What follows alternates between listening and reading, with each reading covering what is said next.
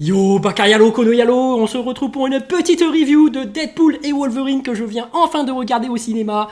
Les amis, j'ai trouvé ce film médiocre. Il était pas terrible du tout et je vais vous dire pourquoi. Mais avant de commencer la vidéo, instant auto-promo, bien évidemment, mon manga Wolfus, disponible légalement et gratuitement sur Manga Draft. Je te mets le lien en description, comme ça tu pourras cliquer dessus et me faire un petit retour par rapport à ce banger. Je le répète, mon manga Wolfus, disponible légalement et gratuitement sur Manga Draft, lien en description. Mais vous êtes là pour la review du film Wolverine et Deadpool 3, on peut appeler ça comme ça, et c'est le pire de tous les Deadpool, je trouve. Franchement, le film, déjà, je vais vous dire, le gros défaut que j'ai trouvé par rapport à ce film, c'est les niveaux de puissance. Moi, je suis un fan de Marvel, je connais quand même les niveaux de puissance.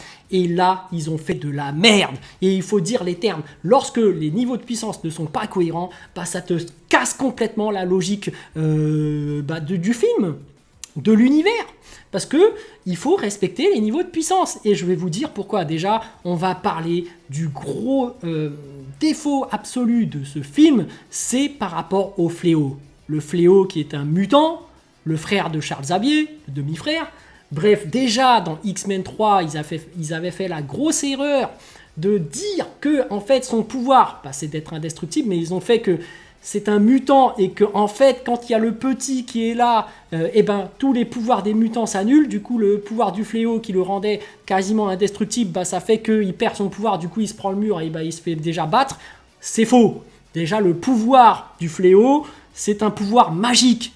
C'est pas pareil que les autres mutants. Ce n'est pas de la mutation, non. Et en réalité, le mec est limite indestructible. C'est un pouvoir magique. Et donc, du coup, tu ne peux pas le battre aussi facilement. Le fait qu'il porte le casque, ça fait qu'en réalité, tu dois trouver des subterfuges pour pouvoir retirer son casque et ensuite lui envoyer une vague psychique que Charles Xavier très souvent utilise, c'est lui qui a le pouvoir psychique, ou sinon c'est Phoenix, Jean Grey, toi-même tu sais, mais en tout cas, s'il porte ce casque, ça fait qu'il est totalement indestructible et qu'il faut trouver des parades pour lui retirer le casque avant et ensuite lui envoyer une vague psychique pour pouvoir le battre. Et là, dans l'histoire de Deadpool et Wolverine, en fait c'est X-23, la fille là, ou X-22, je sais plus comment ça s'appelle, on va l'appeler X-23, qui lui met des coups de griffe au niveau des jambes et du coup, le Fléau c'est terminé. Et du coup, après, ils peuvent tranquillement aller récupérer son casque parce que le mec est KO parce qu'on lui a mis des coups de griffe au niveau de ses jambes. C'est n'importe quoi. Moi, je suis désolé de le dire, c'est n'importe quoi, ça. C'est comme si, en fait, il faut se dire que le Fléau, c'est l'équivalent de Hulk. Et que Hulk, si t'arrives, tu lui mets des coups de griffe au niveau de ses jambes, le mec, il a pas si mal que ça. Il est toujours énervé et boum, il te met un coup et c'est toi qui es par terre. Même si t'es en adamantium. Je suis désolé de le dire. Wolverine, il bat pas Hulk. Normalement, le combat, il est censé durer extrêmement longtemps. Et en plus, le Fléau, il a son casque. Donc en réalité, pourquoi est-ce qu'ils l'ont affronté ? C'est pour récupérer le casque. Mais bon, normalement, c'est l'inverse. Tu dois d'abord retirer le casque pour pouvoir le vaincre. Ou trouver une douille pour retirer son casque et partir sans le vaincre. C'est ça le Fléau en réalité. Mais non, là dans le film, ils ont vraiment complètement foiré la définition du Fléau. Pour moi, c'est n'importe quoi. Et c'est pas le seul truc qui ne va pas. La suite, il y a Deadpool qui voit d'autres Deadpool des autres multivers. Et en fait, il y a une centaine de Deadpool, et à un moment donné, t'as Deadpool et Wolverine qui se confrontent à cette centaine de Deadpool et ils arrivent tous à les battre. C'est n'importe quoi. C'est n'importe quoi. Déjà, Deadpool contre Wolverine, c'est serré, parce que les deux peuvent se régénérer à fond. Mais là, les deux contre une centaine de Deadpool, c'est eux deux qui gagnent. C'est n'importe quoi. Je suis désolé de le dire. En plus, après, ils ont trouvé une douille pour te dire non, en fait, il se régénère, mais en fait, le combat ne se termine pas parce qu'il y a un Deadpool Peter qui arrive. Donc là, j'ai même pas la ref.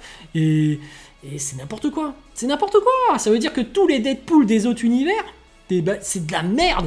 C'est qu'ils sont tous nuls. Non, moi, j'aime pas. C'est un irrespect du niveau de puissance qu'il y a dans l'univers de Marvel. Pour moi, c'est n'importe quoi. Voilà, pour moi, déjà, rien que ça fait que ce film est médiocre.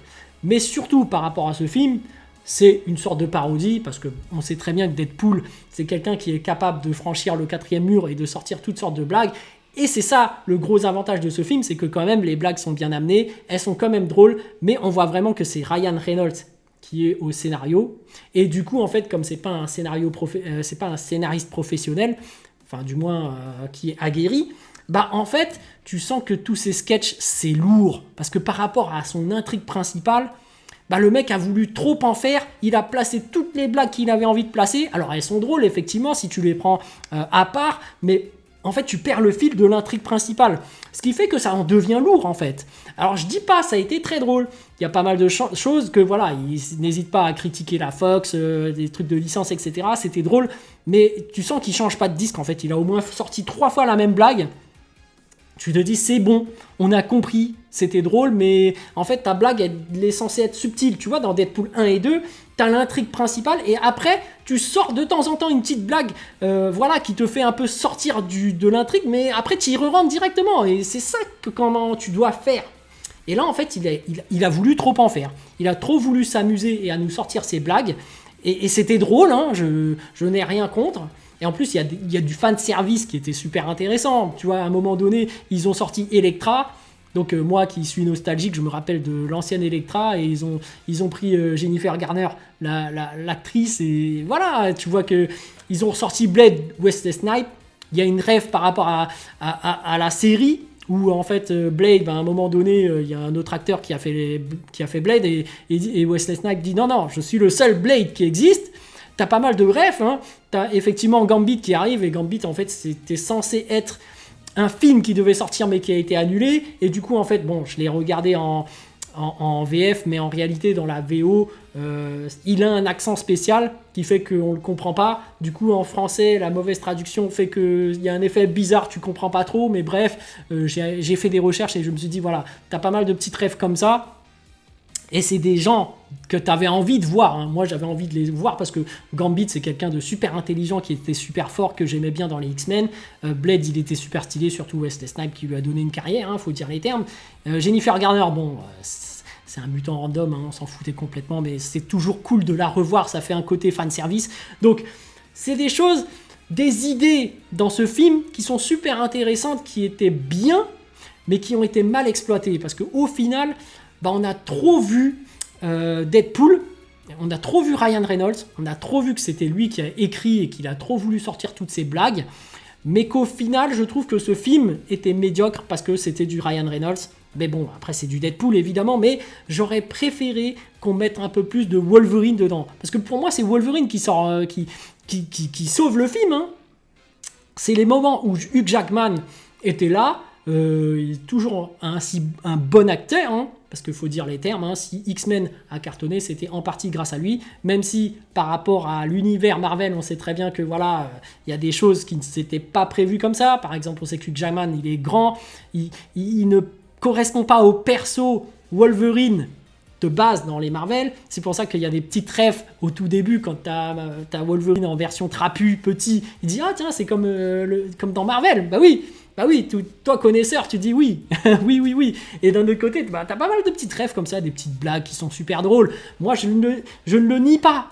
Le film a été très drôle, les sketchs sont très drôles, mais ça a été lourd, parce que ça a été trop dans un film. En fait, on n'est pas là pour regarder un one-man show, on n'est pas là pour regarder une comédie. Enfin, si, on est là pour regarder une comédie, mais il est censé y avoir une intrigue, une histoire derrière.